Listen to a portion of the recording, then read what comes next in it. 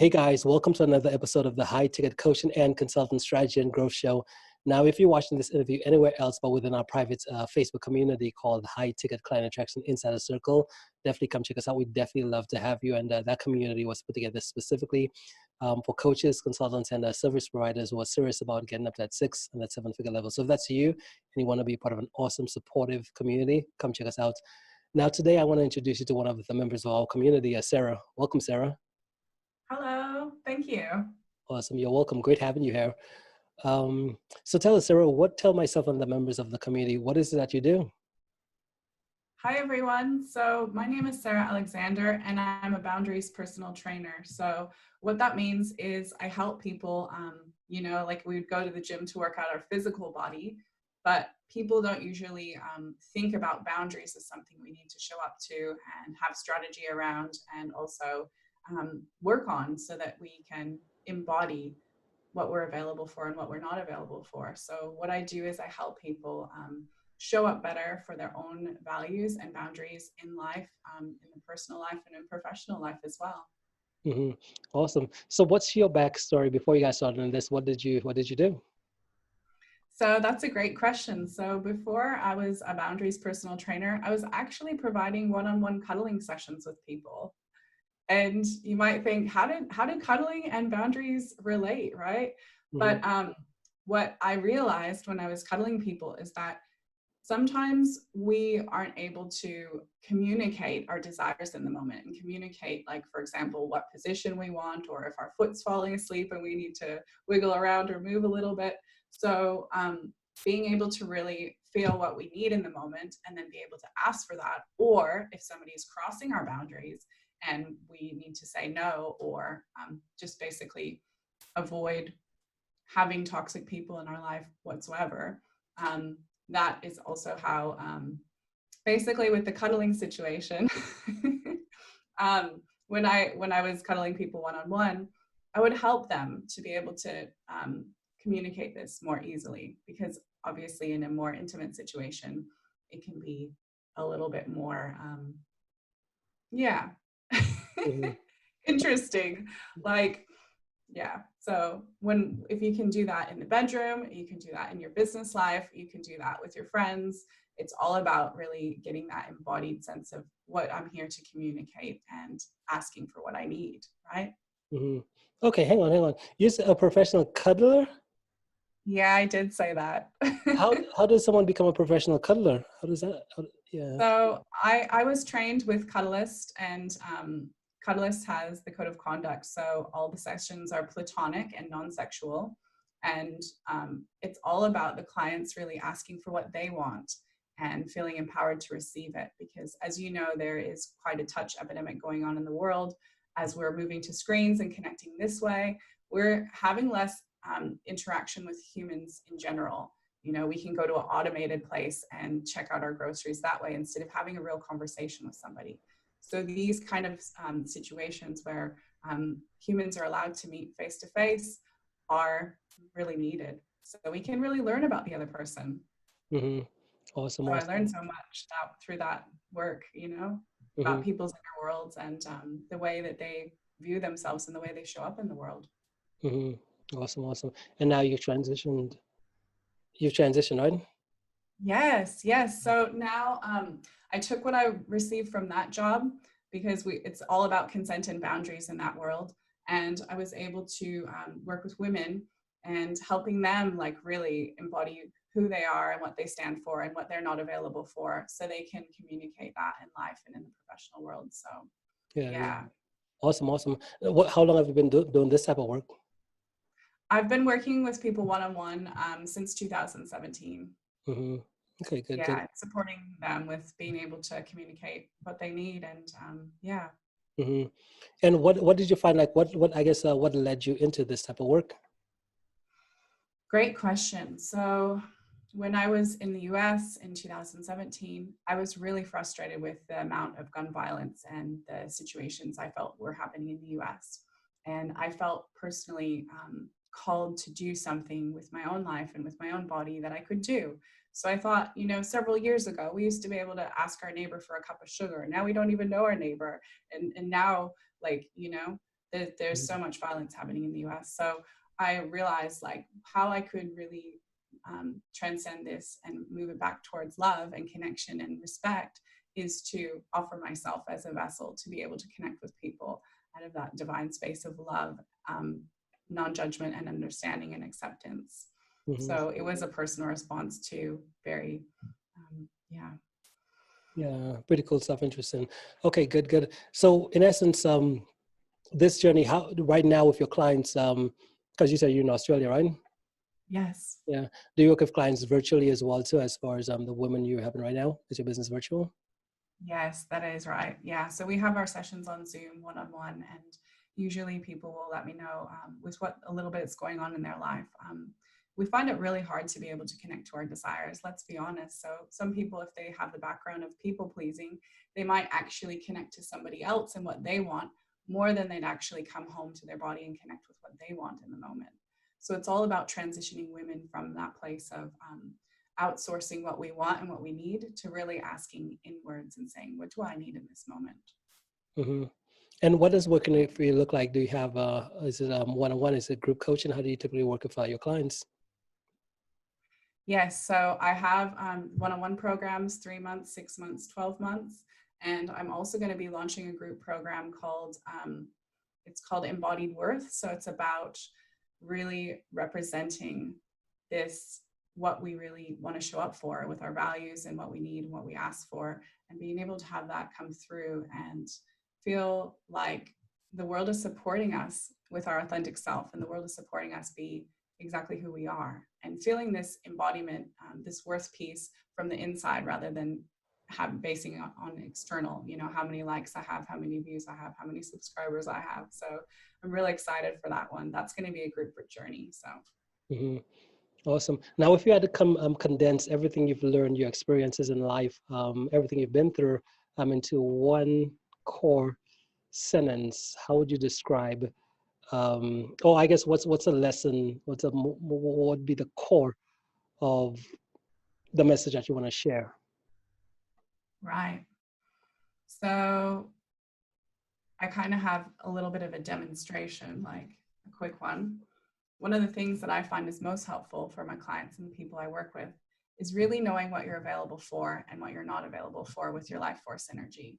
So one quick way you can do that is you can write on one piece of paper, what am I available for, and writing all that out here. And then on the other side, writing what I'm not available for and writing that out here. That's how we really begin to understand who we are and come from a place of clarity and wisdom for what we're wanting to show up for in life. So it relates to values, and it relates to having the inner conviction basically is what it is. Mm-hmm. Awesome. What about skills, right? What's one skill you say you've really practiced that's gotten you to your level of success today? Absolutely. It's asking for what I want, because I feel like this is where a lot of people have resistance to doing, right? And also the second one I'd say is like really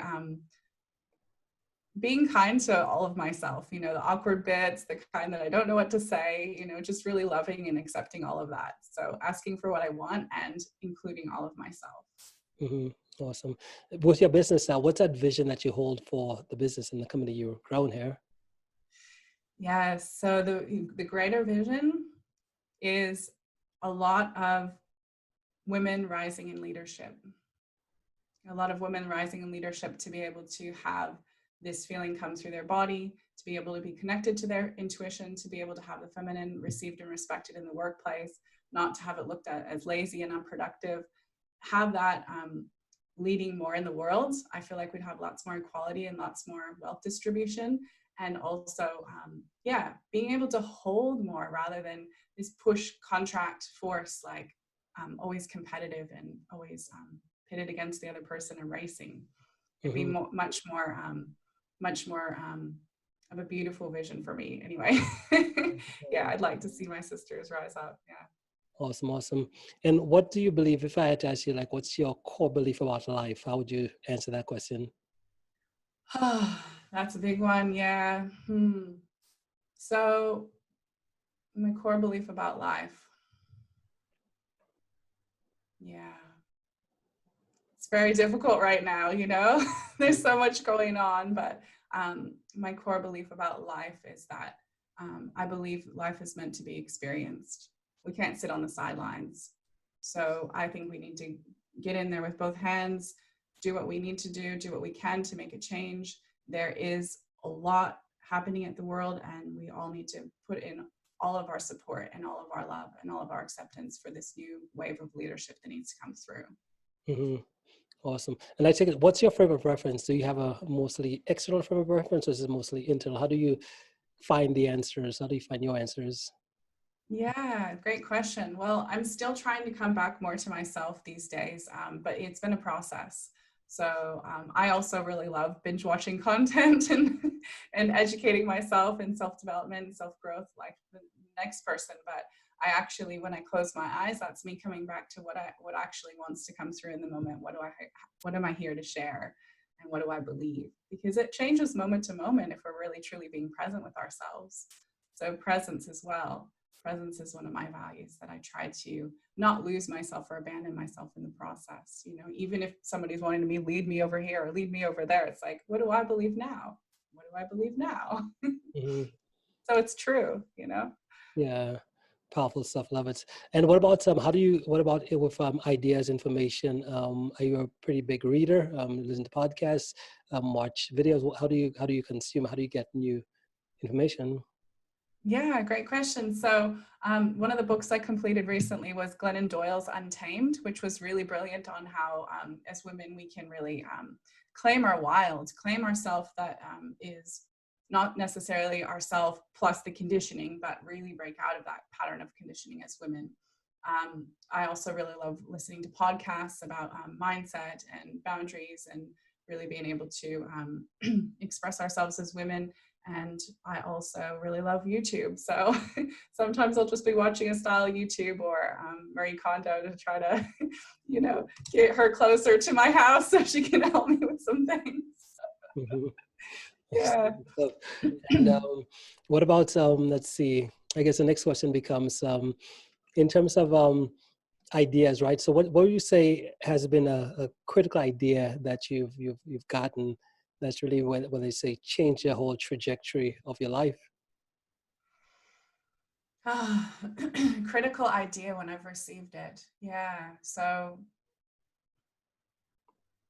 I guess it would be that I can create my own reality.